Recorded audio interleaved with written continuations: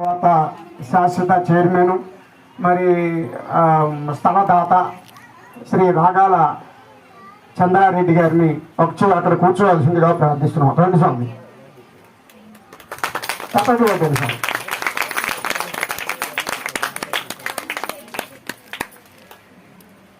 అయితే వీరి గురించి దీని ధర్మపత్ని ఒకసారి లేదు నుంచోండి అమ్మ, అక్కడ నుంచొని అడుగు పట్ల చూడండి అందరినీ.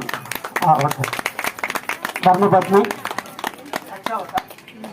సత్యవతి గారు, వారికి ఇద్దరు మగపిల్లలు మరి రమేష్ రెడ్డి, రామచంద్రారెడ్డి,